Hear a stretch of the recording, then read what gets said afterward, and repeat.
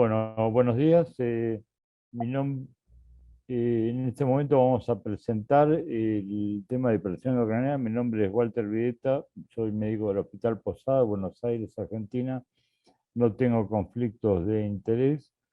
Y bueno, vamos a tratar de ver a través de, de esta clase o esta lectura, digamos, qué significa la hipertensión endocraniana y la herniación y cuál sería la forma de detectarlas y las medidas a través de un algoritmo de distintos niveles que van desde un nivel cero, que son las medidas estándar, que la mayoría de esas se la aplicamos a muchos de los pacientes de terapia, independientemente de la patología. El nivel uno ya es específicamente dirigido al trauma encefalocraniano grave, igual que el 2 y el 3. Bueno, los objetivos de aprendizaje, como ya les había comentado, era reconocer los signos y síntomas de herniación, el aumento de la presión intracraniana y los distintos niveles de tratamiento, como ya les había indicado, desde el nivel cero, que es el general, a los específicos 1, 2 y 3, para lograr la reducción de la presión intracraniana y la reversión de la hernia. Lo que sabemos es que, digamos, cómo se genera la presión intracraniana, primero tenemos que saber que la calota es inextensible y que en su interior tenemos tres componentes básicamente: el cerebro, que son aproximadamente 1.400 mililitros, y 300 mililitros divididos 50% para cefalorraquídeos, 150, y 50% para la sangre, eh, en su mayoría del componente, está en el componente venoso. Eh, Básicamente, cuando uno logra disminuir, especialmente en sangre, la primera etapa, por cualquiera de las medidas que sea, como fuera la hiperventilación, y hay que tener en cuenta en qué momento se hace y en qué profundidad y qué duración. Pero logra reducir la pica a través de la disminución del volumen sanguíneo central, que no debe afectar, obviamente, al flujo sanguíneo cerebral, sino estaríamos ayudando al mecanismo de la isquemia. La disminución del líquido cefalorraquídeo se puede lograr a través de la disminución de la producción, como es usando drogas cetosolamida, pero lleva determinado tiempo para adecuarlo, o a través del drenaje ventricular externo, que es una de las medidas que usamos más habitualmente. O sea que podríamos, a través del drenaje ventricular, si lo conectáramos a un monitor de PIC, podríamos monitorizar la PIC y tener un elemento terapéutico. Y cómo remover agua, digamos, en el parénquima. Acá están prácticamente, actúan las soluciones hiperosmolares. Sabemos que actualmente la tendencia es más a usar cloruro de sodio hipertónico, desde el 2 al 23,4% la que usen en cada lugar, y simplemente tener en cuenta que arriba del 7,5 o más se debe usar por vía central. Muchas veces usamos esto en forma escalonada y en forma combinada. Esta es la curva que debemos entender. En la zona A, digamos, podemos ir agregando volumen, pero en este delta P1 significa que, y zona A, que tenemos alta compliance. En la medida que vamos agregando volumen, el sistema de la compliance se va acomodando el volumen que agregamos. Piensen en un hematoma que continúa sangrando, y a partir de determinado momento, esto ya no alcanza más la compliance.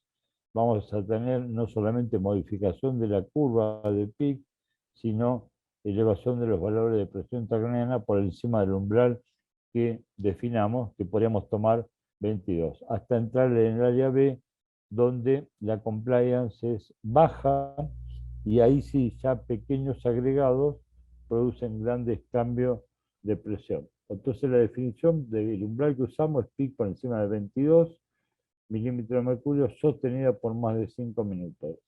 Al tener, y saben que el estándar es tener una vía para medir la presión arterial media en forma invasiva, y entonces TAM o tensión arterial media o presión arterial media PAM menos PIC nos va a dar la presión de perfusión cerebral que vamos a usar en nuestro monitoreo.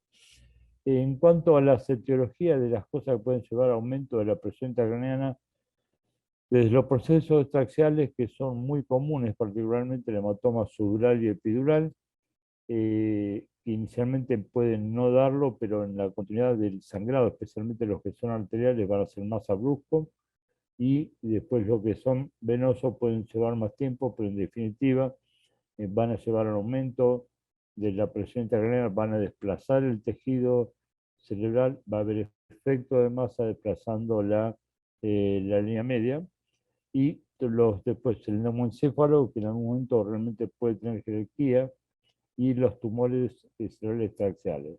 En los procesos focales, la hemorragia para nosotros lo más frecuente es la hemorragia intracerebral primaria, el stroke hemisférico, el stroke isquémico hemisférico, y más abajo, digamos, los tumores cerebrales, sea primario o metastásico, que requieran volumen y tengan mucho edema, digamos, que tengan un volumen a través generalmente de la generación de edema, la hidrocefalia y el absceso cerebral.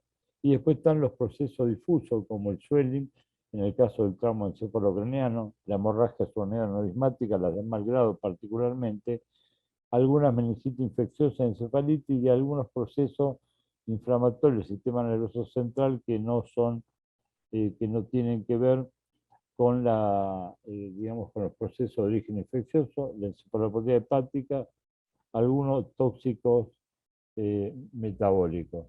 Estos son algunos ejemplos donde los pacientes están en riesgo, porque ¿cómo evaluamos el riesgo? Fíjense que aquí tenemos un epidural con distintas densidades que puede estar dado o porque hay ingreso de cefalorraquídeo o el paciente sigue sangrando con una herniación subfacial con asimetrías, compromiso del ventrículo lateral. Aquí tenemos contusiones que pueden evolucionar de dos maneras, o confluyen y pueden provocar efecto de masa, más todo lo inflamatorio alrededor. Estas hemorragias intraventriculares o puras, pueden ser puras o secundarias a una hemorragia generalmente de núcleos de la base, y las hemorragias solo en media de mal grado, que generalmente acá lo que estamos viendo es la generación en la aparición de la prolongación de los ventrículos eh, laterales, digamos, en las prolongaciones temporales que se visualizan, significa que se está generando hidrocefalia, con o sin ventrículomegalia. Entonces, estos son los distintos síndromes de herniación, por todos conocidos, y quizás uno de los más peligrosos es cuando la ubicación puede ser citada en cerebelo, que la indicación es remover la masa y después colocar un drenaje ventricular externo. Si nosotros colocamos solamente el drenaje ventricular externo, pues quizás lo que vamos a favorecer es una hernia ascendente. Es la graficación, la uncal es la que más frecuente vemos, y la ascendente es quizás una de las que más tenemos que tener en cuenta en los procesos. En realidad los síntomas clínicos de aumento de la PIC son tardíos. O sea, aquí la presentación clínica obviamente ayuda, pero vamos a llegar en cierta forma tardíamente. Después de la cefalea, pasando por los vómitos y llegando a las convulsiones. Vamos a ver a través de esta clase un caso. Este es un caso de 64 años, accidente auto versus peatón, Glasgow 7 al arribar a la emergencia, sin déficit neurológico, normotérmico y frecuencia cardíaca 95.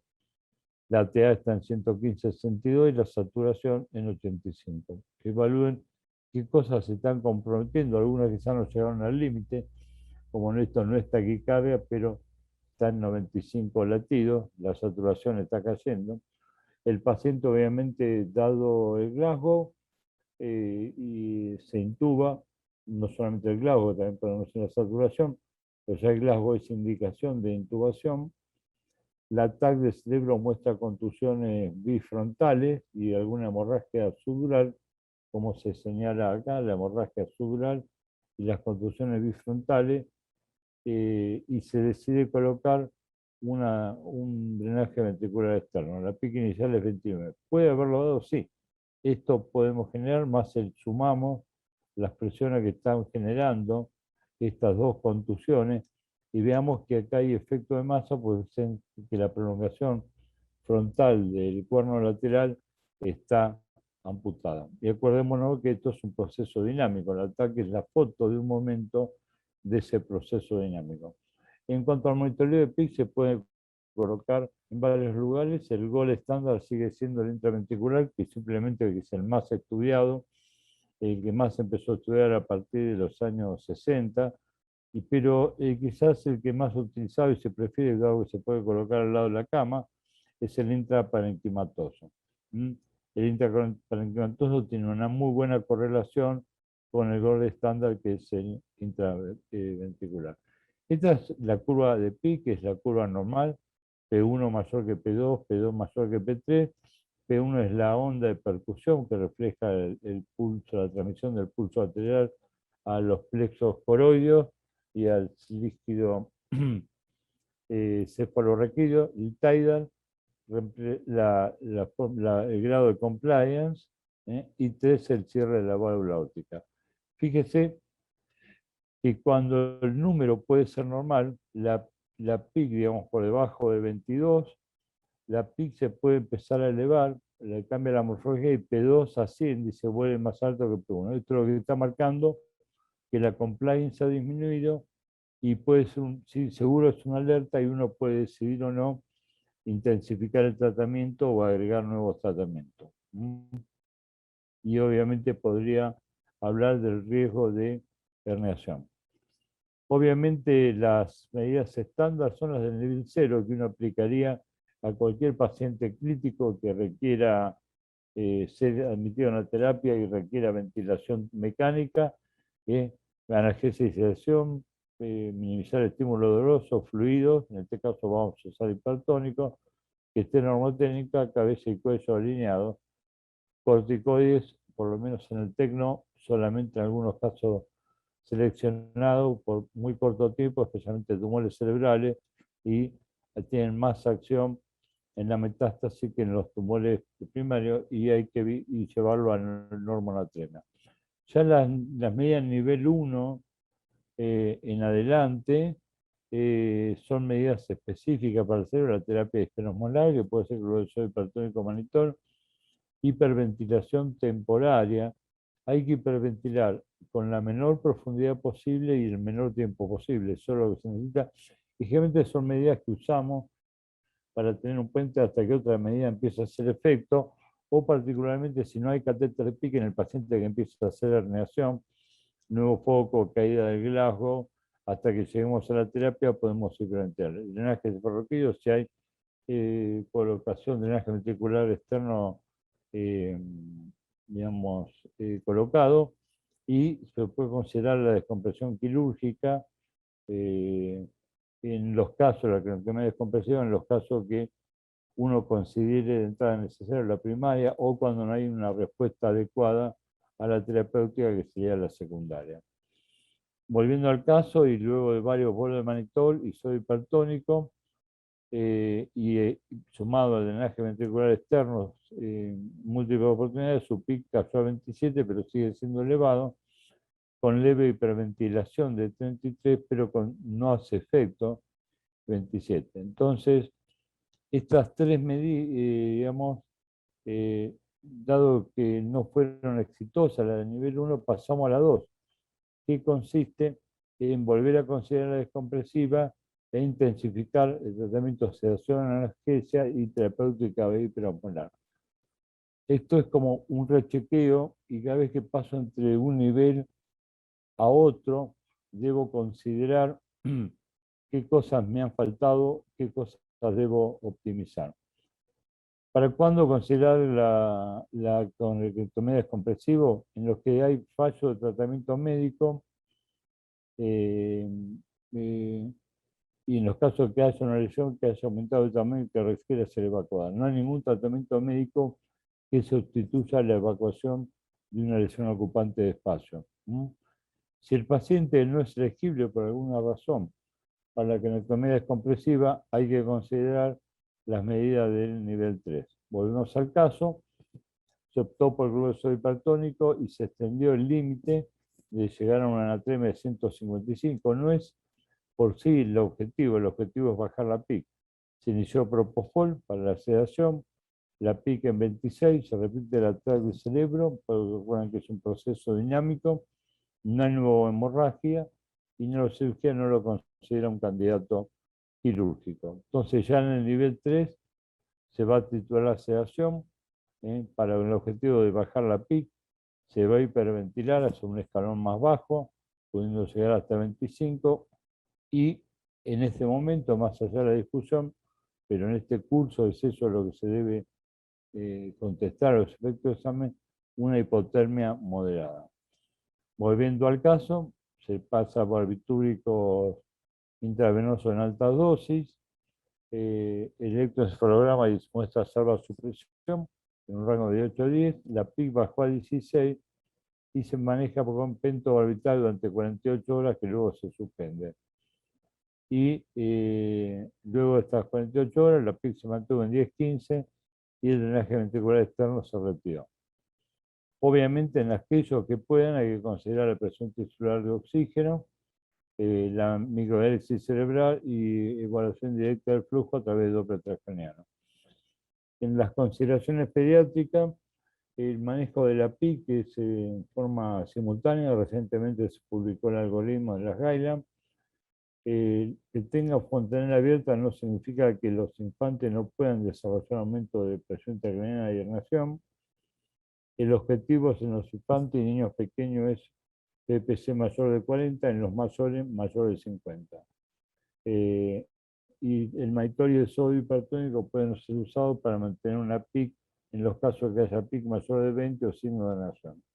En pediatría es donde más se está estudiado, el cloruro de sodio hipertónico es preferido por sobre el monitor. Entonces, bueno, lo que nos queda ya, entrando en la última parte de la charla, es el checklist de lo que vamos a comunicar al médico que viene en el siguiente turno, que son parte de la identificación del paciente, el mecanismo de injuria, lo que conocemos en la historia clínica, los signos vitales, el Glasgow en el pupila y qué intervenciones hemos realizado. El traslado del cuidado, básicamente acción neurológico clínico y tratamiento que hicimos para la PIC, dirigido y respuesta, anticipar qué es lo que esperamos que viene. Pregunta 1, un hombre de 60 años, por hemorragia intestinal y presión endocrinal, 75 kilos, función renal normal, PIC entre 25 y 30 por 10 minutos. ¿Qué considera usted administrar? En este caso la dosis mannitol. La respuesta es una dosis intermedia a mayor, 75 gramos. Recuerden que lo hemos dicho al principio, cuál es la definición de hipertensión endocrinal por más de 5 minutos. ¿Qué valor? 22, que esto va de acuerdo a las últimas guidelines, la de 2016. Y acá la pregunta 3 relacionada con el segundo componente de la curva de PIC, que es un signo de alerta para, obviamente, de pobre compliance cerebral. Bueno, seguidamente, al final de esto vamos a tener preguntas y comentarios. Muchísimas gracias.